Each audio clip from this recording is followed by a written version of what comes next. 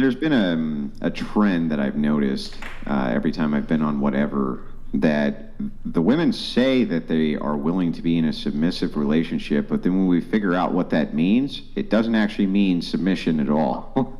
So now maybe I'm wrong, right? Maybe the trend will be bucked here, but I'm just wondering if we were to go around and ask what submission means, I'd kind of like to know what that means to you. To me, submission means going to my husband, or what the title is would be my boyfriend right now, first for decisions, going to him for guidance, and what it comes down to, I still like us having a conversation about things, but he makes the ultimate decisions. And what if he doesn't want to have a conversation, though? It depends. I think it depends on what it's about. So if it's something financial that I've never touched or dealt with before, then yeah, I might not need to know about it.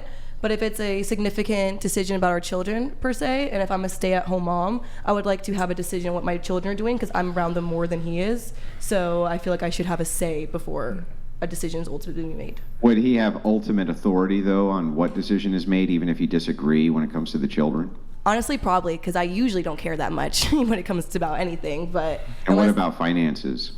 Yeah, unless he's showing an issue of being not able to handle his own finances, which means I probably wouldn't be with a man like that to begin with. I hope to be with somebody where I don't really have to worry about that stuff. Well, let's assume for a second that you're with a man who shows that he's very responsible with finances, but then he starts making expenditures on things that you don't like and that you don't think are very pertinent to the household. For whatever reason, maybe it's a new video game console or something that you think is ridiculous, but he likes for whatever reason, and you don't like how he's spending the money. What would you do then? Would you still allow him to lead even if he's spending money on things which you consider to be frivolous? That's a great question. I think at that moment, probably my first reaction to be like how the example you gave, say if he went and bought an expensive gaming device that I didn't think was necessary, I would ask him to spend the same amount on something that I wanted, maybe a purse or something, and if he said no. What if he didn't have it?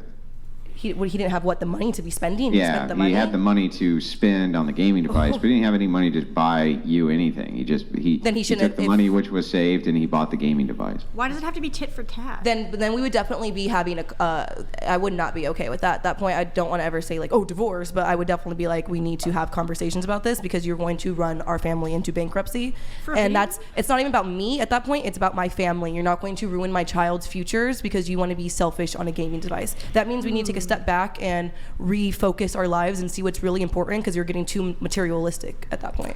Well, what if in this particular case he buys the gaming device because that's the money that you guys had saved for whatever frivolous spending, but there was none left over for you. He just spent it on himself, and you didn't feel like that was fair because you do more work than he does.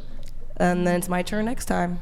Yeah, and I think if you're submitting to someone to be the leader of the household, that means that you can evaluate their intelligence and their ability to apply that intelligence to specific situations, and whatever problems may fall in the family, you're choosing to submit to that person, whether it's a man or a woman, whoever in the relationship, because you know that they are capable of solving problems, and not just solving problems, but also prioritizing the family unit before themselves and their selfish desires. Well, that sounds nice, but there's a problem with that too, which is that you could enter in marriages have rough patches which can last years. Right? They can last not months or weeks, but years, rough patches. So they could start with all of those qualities. But then suddenly they have kind of abrupt shifts and they stop doing those things that made you submit to them initially because you chose to, because you thought they were doing something for you. So you're submitting because you think it's beneficial to you to submit. That's why you're doing it. But when it stops becoming beneficial to submit, is that when the threshold breaker is and you say, hey, look, I'm not going to submit to you anymore? Well, I mean, yeah, if being a completely submissive means it's going to drive my family to bankruptcy, obviously, no, I'm not going to just watch that happen. I want to give them the chance to take on that responsibility, own it. And I'm not saying just one hiccup, it's all over, but like it could be the same thing as if my man's the sole income and he gets injured or can't get work or can't go on disability, I might have to step up and go to work and do those things while he can recover. It doesn't change our whole dynamic. It's just we are a unit together, and sometimes we might have to step up and help each other because we can't fulfill our own duties at that time. That's what Well, marriage is about. but you're not a unit together. You're We are. submissive, and he's the head, right? Well, you can submit and still have a sense of logic. You can still submit and be like, oh, okay, this man is spending all of our money on video games. I don't think that's logical. You can still submit and have the logical reasoning of a person that's responsible for other people's lives, such as children. Yeah, how is that submission? Andrew, so are you saying then stepping up to the household when it is needed is not submissive? I mean, No, I didn't say anything. I'm Okay, but asking then- a That's the series point of of the questions question. to try Yeah, to then figure what out was- what your guys' kind of standard for what submission is and who is the head of the household and who is not, based not on whether or not you make them the head of the household when it's convenient for you to do so versus when it's convenient for you not to do so. That's what the questions are designed to figure out. so conveniency. That is your main question.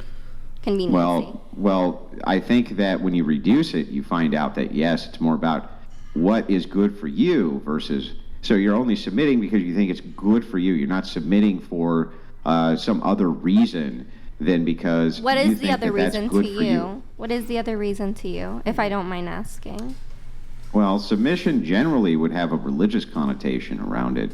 You would believe that your husband is the head of the family and that you're part of the body. So how it would work inside the church, they would say that the representation of the leadership of the church is Jesus Christ, and you as the head of the family represent the Christ head, and the woman represents the body of the church. So in this case, the head of the household, just like the head of the church, is Jesus Christ, so the man is the head of the household. So the submission there would come from a leaning in faith in God that you chose correctly. Even if you have rough patches, you still stay submitted. In this particular case, it always seems to me like it's just convenience-based.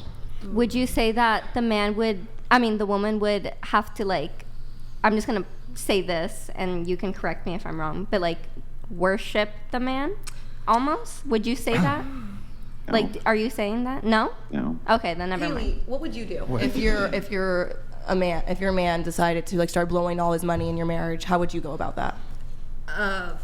I mean, especially if we have kids involved, that's going to be the number one priority. I would like to say that I do believe that, like, who I'm choosing to marry also, I do align with the Christianity, so I do see that. And but yeah, if it's going to literally take away from my children, but like I would hope that I would never choose somebody that like, because when I go into that relationship, I'm going to be already trying to pick somebody who I want on my team, but as my captain. You know what I mean? I'm gonna move the conversation on just a little bit here, just because I got to redirect a little bit, but